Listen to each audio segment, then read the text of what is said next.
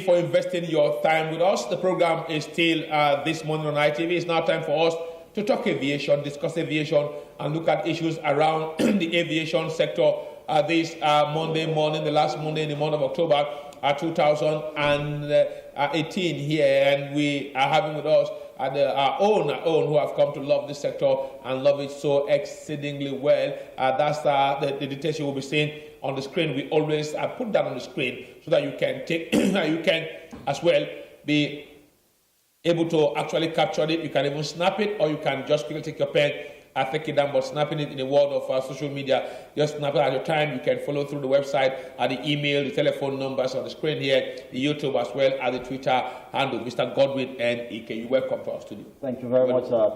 Very wonderful, man. I thought the rain is over, but I just kept saying surprising. I come in again and again. Quite heavy and windy, quite scary. Somehow, we don't have time here, but the sad one that broke this morning, let me read that to you here. A very sad one coming in from Indonesia. A very, very sad one here. A popular air fleet here. That's Lion Air Flight. Air flight with 189 passengers crashed this morning into the Java Sea in Indonesia. A very sad one here. It crashed this morning into the Java Sea in Indonesia after taking off. The airliner is said to have lost contact with flight JT610, and the Indonesian Search and Rescue agencies posted images of debris it found from the Boeing 73. That's one massive big plane. Boeing 73 MAX 8 plane that went down in the waters of Java. Let me run through that. I don't take the time here. Let's see. The plane departed Jakarta Airport at about 6:20 a.m. this morning. You know, there are some hours ahead of us here, and shortly after, about 10 minutes after takeoff, it actually lost contact with the control tower. And the plane, as I said, the National Research and Rescue Agency Chief Mohammed Said told journalists that the plane, which was part of the fleet, was a brand new plane delivered to Lion Air in August, just about 2 months ago. Yeah. A very sad one this morning. Right. But the question we'll be asking you, how will a brand new plane crash? That is the reason we always talk about checks. Once you remember when I said to you that an airplane is as old as its missed check. And you say it's a faithful mission. It's still a faithful machine, the most faithful of all machines ever built. That's my opinion, and I hold it very strongly. It's quite sad. We would await more information, because the sudden disappearance and debris would give you the impression that there must have been a catastrophic, explosion. One can't be sure right now what could have happened to that airplane. But if you ask me, I suspect sabotage. There must be something that went so suddenly wrong. It could as well be some technical failure. Maybe the plane has been nursing some issues since. Oh, 2 months. Maybe the pilot made it. It wasn't the first flight. Not the first flight. Delivered about 2 months ago. You can imagine how many flight hours it must have put in. There could have been some technical failure somewhere. There could be some sabotage. Okay. Let me not engage you in a guessing game now. Yeah, that's correct. You're careful to actually draw conclusion here. No, but let's go back to what we will discuss today and what we'll be working on today. That's flight formation part 2. Oh, sure. That's where we're going, and we can start straight away if we are given the first clip one, so that we'll just hit the ground running. Now, take a look at that the photograph. You're going to see a lot more when we finish with the 3 clips that are going to be running through, to finish with this part 2 of flight formation. You see those lovely... 33 on both sides and a big jet at the center. That's correct. So this is ceremonial. And you can see those beautiful... Let me ask you, how were they able to get the blue fumes coming out, and the other one looked like off-white color coming out? How did they change? How did they change the color of the smoke? That is technology for you. They have this installation in there on the nozzle that when necessary they ignite it. It's a mixture of some fluid and chemicals. They give you. Because sometimes you see some coming out green, white, green. One at the center, you have green on both sides. It's an installation that is deliberately done, for this kind of celebrations. It gives you beautiful colors up there in the skies, and then. Once you have it, installed in any airplane, it can be turned on, and it begins to really, jet out fumes of different colors, and so that's what you're looking at. It's actually that airplane. Unfortunately, we're not seeing it clearly on the screen right now. It's the big Concorde. one. Yeah, the big one. It's a Concorde airplane. This actually happened in England, and during one of their celebrations. But let's go through now and see what we mean by fly past. As one of those formations that you can, also known as fly over and fly by in the United States of America. Okay. Fly past is a United Kingdom and the Commonwealth terms. Did you get that? Yeah. We describe them as fly past. When if you're one of those Commonwealth nations, like you well know, that Nigeria is one of the 53 nations that make up the Commonwealth. Okay. So fly past is a United Kingdom and Commonwealth term describing a ceremonial or honorific flight by a group of aircraft or a single aircraft. Apart from situations such as to honor someone or to celebrate certain types of aircraft, flypasts are often associated with royal or state events, anniversaries, celebrations, funeral or memorial occasions. Those are the conditions and situations that nations arrange, fly past. Okay, let's run quickly to clip 2. Clip 2. Okay, VIC formation. Yes, it's also known as V formation. And here again, unfortunately, the zoom in is so much that yes, viewers are not able. However, viewers, don't worry. I have these photographs to show you after we are done with the third clip. So just don't worry about not seeing those photographs clearly. The photographs are clear. The monitor was always adjusted in the studio. Oh, I see. Very, very clear. The monitor was adjusted. Okay. Yeah. All right, that's fine. But we'll see more of the full-blown ones after we are done with clip 3, and so we'll be able to explain a few things to our viewers. So the VIC formation devised for military aircraft and first used in the First World War. VIC or V formation comprises of 3 or sometimes more aircraft flying in close formation with the leader at the apex, and the rest of the flight in echelon. You remember I had told you about flying in echelon, okay? This has been written, in French.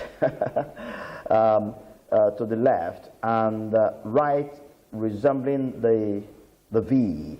The arrangement is such that if you look at the airplanes up in the air, they look at like the letter V. All right. Although superseded and replaced in some circumstances, the V formation is still in use today. Referred to as the chevron by the French Air Force and kit by the Germans, the V formation remained the standard formation throughout the interwar years and into the World War II.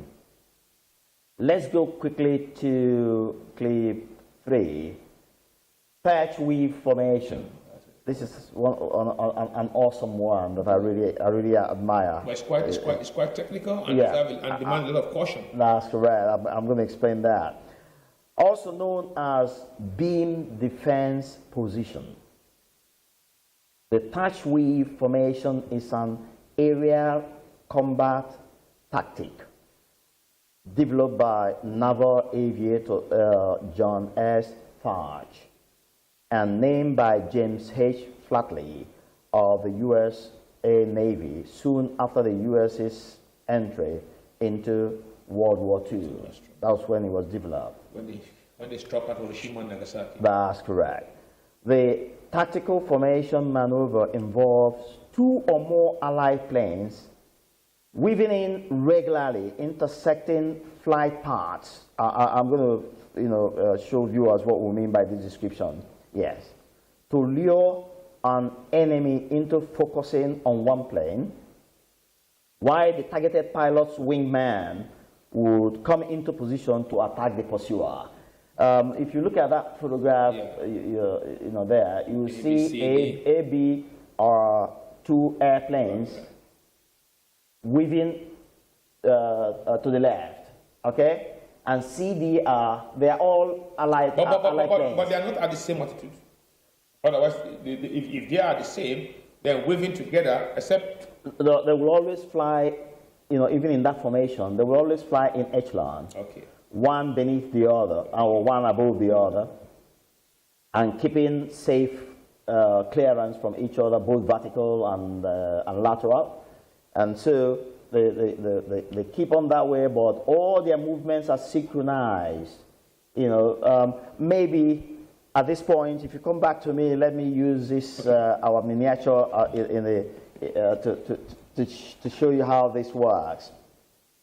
Now, taking this as A and this as B, okay? Now, remember, initially they will be flying maybe this way and the other ones that way, and then when they want to start this touch weave, which this formation is called. Now, what happens is that these two move to the left, just as simultaneously as the other two on a higher or perhaps lower altitude move to the right. So by so doing, what happens is that an enemy airplane that is coming at them to attack will find this simultaneous movement of these two moving this way and the other two, crisscrossing, moving the other way. Of course, the attacking airplane will pick up a target, pick up one of them, especially the leading one, as a target. But then what happens? The one that is moved this way now turns around, makes a full circle. I'm going to show you a photograph that describes it so clearly to you. Makes a full circle and then finds itself behind the pursuer. And fire. And blow it off the air. So it's a formation developed by this touch of a man, and that's why the formation was given his name. The touch weave, formation.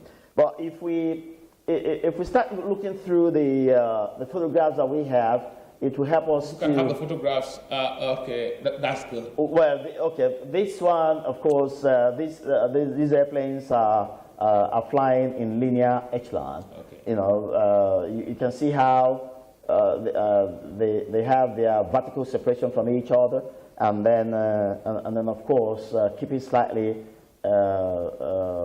laterally away from each other, but moving on the same path. If you take a reading of their headings, or the compass, you see that the bearing of each of those airplanes is reading the same. It's the same bearing, even though they seem to be on different lines of movement, but they're actually heading the same direction. as you can see. Show us the next one. Next clip. The next one. Let's very quickly. Oh, this is the one that thrills me. As a matter of fact, I had a chance of watching these Blue Angels in the U.S. I had a chance of watching them live once. You know, these are amazing, most experienced pilots in the world. Well, I don't want to use the word. In the U.S., they are the best. Only the best are chosen to do what these Blue Angels do in the U.S. They form such tight formations that untrained hands, inexperienced hands, can't bear them. These people come so close, neatly together that if you take a look at this formation on the radar, it looks like a single jumbo jet. As a matter of fact, if you remember when Israel was said to have attacked the nuclear reactors in Iran, this was the formation that they had, and the leader happened to be somebody that spoke very clean and smooth Arabic, and they were said to have, you know, sneaked into the airspace of Iran with the leader speaking Arabic to the control tower, and they had believed that it was a single jumbo jet that had technical issues and was looking for landing permission.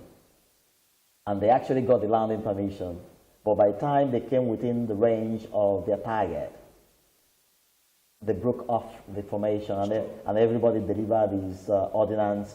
And before Iran would realize that they were under attack, they had finished destroying the reactors and they disappeared from the airspace of Iran.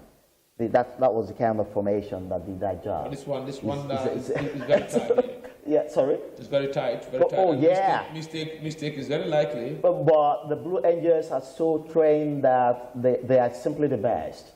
I've watched this live in the U.S. You can describe it as crazy, but they do it so nicely with less than 4 inches of wing tips. Less than 4 inches of wing tips, and they never make contact with each other. It's amazing. It's a skill that only God knows how many thousands of flying hours that these guys do to acquire this kind of skill. But they're called the Blue Angels in the U.S. Take us to the next one. This is beautiful. Oh yeah, you love this, don't you? This is beautiful. You love this, don't you? This is beautiful. These are F-16, you know, war jets, you know, in the formation for what we call fire concentration. Remember when you asked me the meaning of fire concentration? If you meet these ones in the sky, your best bet is just turn around and run for your life, because you have no chance. you have absolutely no chance.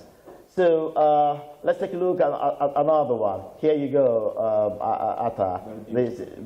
These are so, you know, beautiful, you know, formations. First of all, they have them in echelon. You can see a perfect V here. Can you see that? A very perfect V. Can you see a perfect V there? Yeah, very perfect well. V. And it's not just for show, but it's actually meant to you know, to give them air superiority if there's going to be any attack, and if they have to, you know, defend their territory and defend themselves. This is and of course science has also proven that this kind of formations save energy and help the generate wind that helps the airplanes to save even their jet fuel, you know, because of less power required to float in the air. It's amazing the way this thing has been described, and you know, birds do them.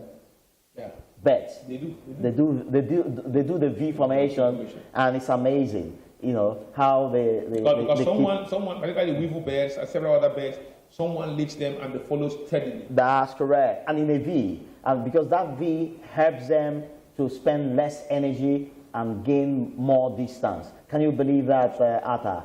you know, and even the birds know that they have to do that V in order to conserve. I'm not sure that we won't learn from the birds. In order to conserve energy and at the same time be able to do more distance with less energy. That's what the V, you know, does for them. And funnily enough, surprisingly enough, it does the same thing for the real-life airplanes. Unbelievable. Well, that's nature for you. Give us more photos, because that's not all that we have. Next clip. Here you see the patch weave. Yeah. You can now see it very clearly. The patch weave. Look at the A and B. You know, going to the two going left and two going right. Two going right. So it is a trap. A trap in the sense that an attacking airplane is most probably going to select that first one. Say, for instance, if it finds itself finding on its radar the first one on the right, you know what happens? The other two go back.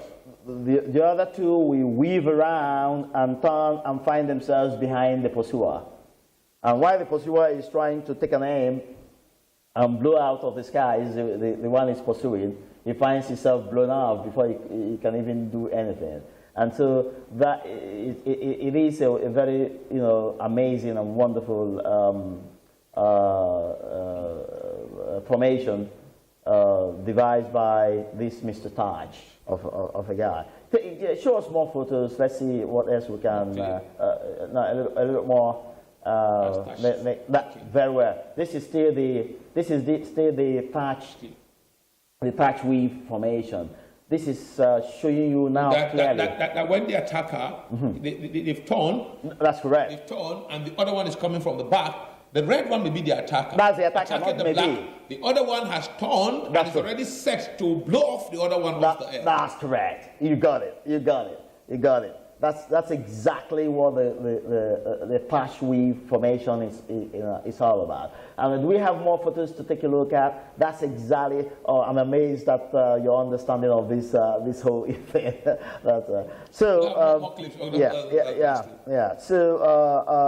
we can actually begin to conclude now, and then if you have questions, if you have some questions, in all of this formation, yes. Now, if I may ask you this, yes. What's the risk level?